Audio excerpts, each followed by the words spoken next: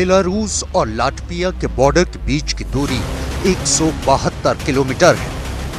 Belarus से Lithuania के border के बीच की दूरी भी 171 किलोमीटर के करीब है। बेलारूस से पोलैंड बॉर्डर की दूरी करीब 419 किलोमीटर है।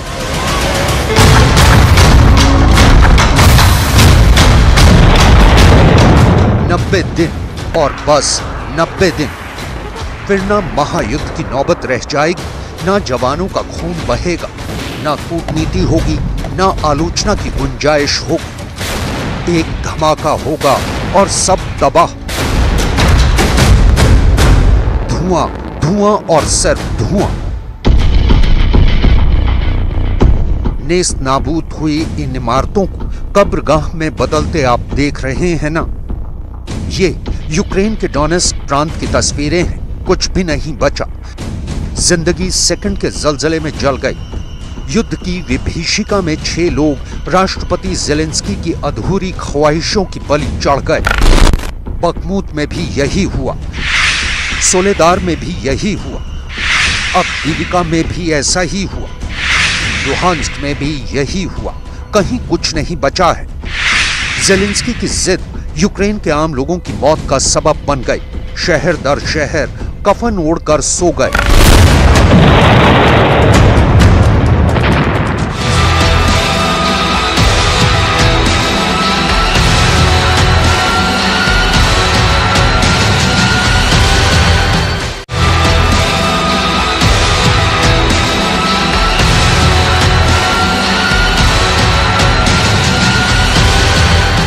कहा जा रहा है कि 1 जुलाई के बाद ये कभी भी हो सकता है।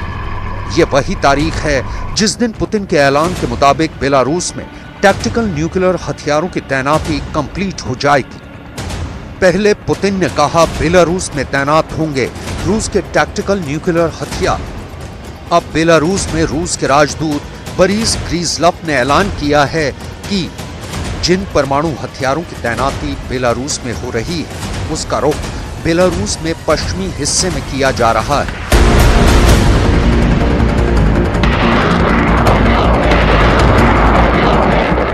बेलारूस के पश्चिम का नक्शा आप समझ चुके हैं कि पुतिन के टारगेट पर लाटविया, लिथुआनिया और पोलैंड तीनों हैं।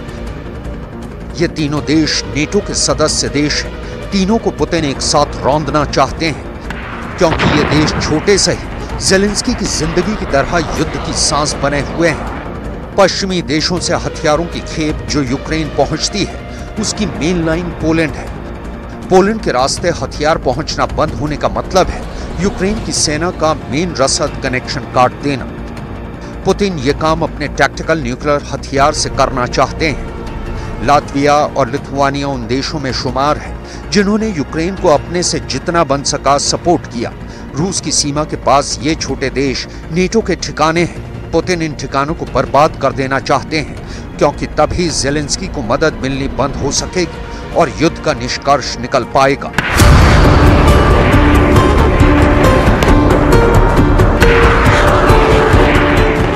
पुतिन की टैक्टिकल न्यूक्लियर हथियारों के इस्तेमाल वाली चाहत और पोलैंड के बॉर्डर के बीच नेटो बैठा है। दुनिया के किसी भी देश के लिए एक साथ 30 देशों से पंगा लेना भारी पड़ सकता है, लेकिन ऐसा लगता है कि अब पुतिन के पास विकल्प कम बच गए हैं। उनके और उनके बेहद खास दिमित्री मेदवेदेव हों या बेलारूस के राष्ट्रपति अलेक्जेंडर लुकाशेंको की परमाणु धमकी हो, इन धमकियों का असर नहीं हो रहा। अभी 2 दिन पहले लुकाशेंको ने फिर परमाणु धमकी दी है। सुनिए। Не переступим инициативно границу Беларуси. Никогда. Нам достаточно своей земли. Я только что говорил о демографической безопасности. Дай Бог нам 2 раза больше людей на этой территории, чем есть сейчас.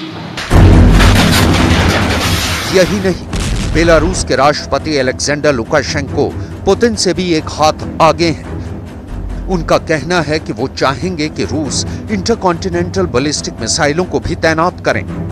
मतलब टैक्टिकल हथियारों का निशाना सिर्फ पोलैंड, लाटविया या लिथुआनिया ही क्यों, फिनलैंड और स्वीडन तक मार करने वाली लंबी दूरी की मिसाइलों को बेलारूस में क्यों न तैनात किया जाए। बेलारूस इस वक्त रूस यूक्रेन जंग का पावर सेंटर बन गया है। बेलारूस ने पिछले साल रूस को इजाजत दी थी कि वो अपने सैनिकों को उसकी जमीन से यूक्रेन भेज सकता है। 1990 के बाद पहली बार देश से बाहर न्यूक्लियर हथियारों की तैनाती पर रूस ने क्या कहा है समझिए। क्योंकि अमेरिका चाहकर भी इस परमाणु हथियारों की तैनाती से रूस को रोक नहीं पाएगा। रूस का कहना है कि बेलारूस में टैक्टिकल न्यूक्लियर हथियारों की तैनाती ठीक उसी तरह होगी जैसे अमेरिका ने नेटो देशों में अपने परमाणु बम तैनात किए हैं। अमेरिका के दुनिया भर में कितने परमाणु ठिकाने हैं उसकी डिटेल देखेंगे, लेकिन पहले पुतिन परमाणु बम और बर्बादी के बीच बैठे नेटो का चार्टर क्या कहता है देख लीजिए।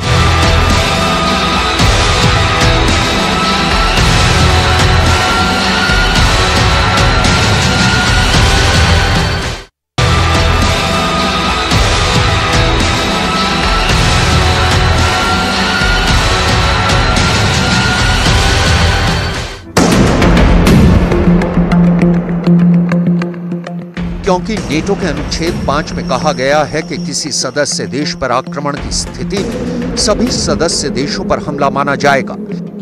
ऐसी स्थिति में सभी सदस्य देश एकजुटता के साथ दुश्मन देश के खिलाफ सैन्य कार्रवाई को अंजाम देंगे। नेटो की सदस्य संख्या इस वक्त अमेरिका, यूरोप और उत्तर अमेरिका के सदस्य देशों के साथ 30 है। फिनलैंड, स्वीडन जैसे देश भी नेटो जैसे मिलिट्री ऑर्गेनाइजेशन में शामिल होना चाहते हैं और यूक्रेन को नेटो का सदस्य बनने से रोकने के लिए ही पुतिन ने हमला भी किया है।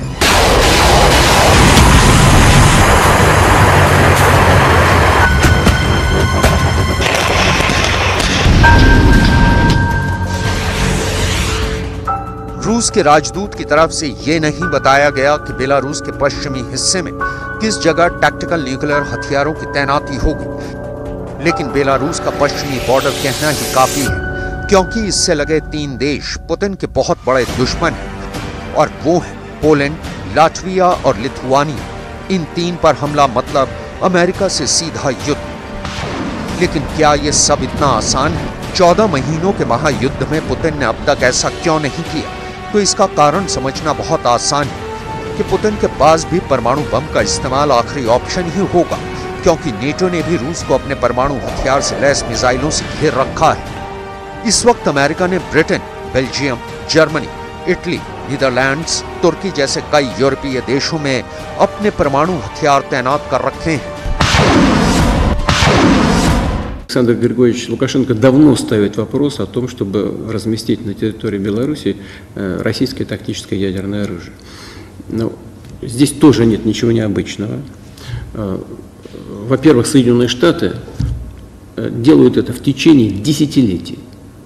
Они разместили уже давно на территории своих стран-союзников, стран НАТО, в Европе свое тактическое ядерное.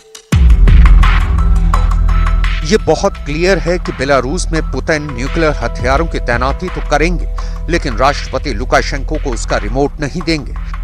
लुकाशेंको का परम दुश्मन है पोलैंड, इसलिए बेलारूस को रूस टैक्टिकल न्यूक्लियर हथियारों का कंट्रोल नहीं देगा।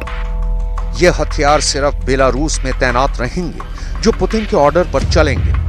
रूस ने पहले ही बेलारूस के 10 एयरक्राफ्ट्स को टैक्टिकल न्यूक्लियर वेपन ले जाने के लिए सक्षम बना दिया है। अब अगले महीने से पायलट की ट्रेनिंग भी शुरू करने जा रहा है। बेलारूस में परमाणु हथियार तैनात करने के लिए रूस यहाँ एक स्पेशल स्टोरेज फैसिलिटी बना रहा है। Мы не передаем, ни США своим союзникам не передают. Они просто, мы в принципе делаем все то же самое, что они делают десятилетиями. Они имеют в определенных странах у союзников и готовят их носители и их же готовят экипаж. Мы то же самое собираемся делать. Именно об этом Александр Григорьевич попросил. रूस ने अभी बेलारूस में टैक्टिकल न्यूक्लियर हथियार तैनाती का फैसला भले किया हो। इससे पहले रूस ने बेलारूस में अपने anti air defence system S-400 और न्यूक्लियर हथियार चलाने वाली इस्कंदर मिसाइलों की तैनाती कर दी है। S-400 दुनिया का बेहतरीन एयर डिफेंस सिस्टम है, जिसका तोड़ अमेरिका के पास भी नहीं है।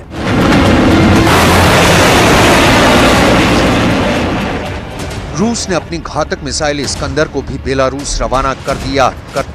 अब यही इस्कंदर मिसाइल टैक्टिकल न्यूक्लियर हथियार फायर करने में इस्तेमाल की जा सकती है। इस्कंदर की क्षमता देख लीजिए। रूस के इस्कंदर मिसाइल सिस्टम में शॉर्ट रेंज की बैलिस्टिक मिसाइलें शामिल हैं। इसकी रेंज 400 से 500 किलोमीटर है। यह मिसाइल 480 से 700 किलोग्राम तक परमाणु और गैर परमाणु वॉरहेड को लेकर जा सकती है। मिसाइलें मैक 5.9 की स्पीड से उड़ान भर सकती हैं। यह समझना बहुत जरूरी है कि जिन टैक्टिकल न्यूक्लियर वेपन की तैनाती का फैसला किया गया है वो असल में होते कैसे हैं, काम कैसे करते हैं और इससे नुकसान किस स्तर का होता है। टैक्टिकल न्यूक्लियर वेपन में कम रेंज की मिसाइलें, आर्टिलरी शेल्स, जमीन से हवा में मार करने वाली मिसाइल और न्यूक्लियर वॉरहेड वाले टॉर्पीडो जैसे कई हथियार शामिल होते हैं। ये छोटे बम होते हैं जिनकी क्षमता 1 किलोटन से 100 किलोटन तक की होती है। हिरोशिमा पर गिराया गया बम 15 किलोटन का था। 100 किलोटन के बम का असर 8 किलोमीटर तक का होता है।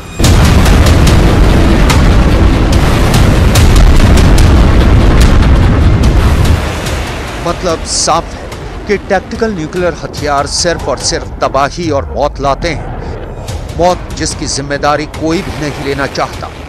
रूस के सेंट पीटर्सबर्ग के कैफे में मिलिट्री ब्लॉगर व्लादिमीर ततार्स्की की बम धमाके में मौत हो गई।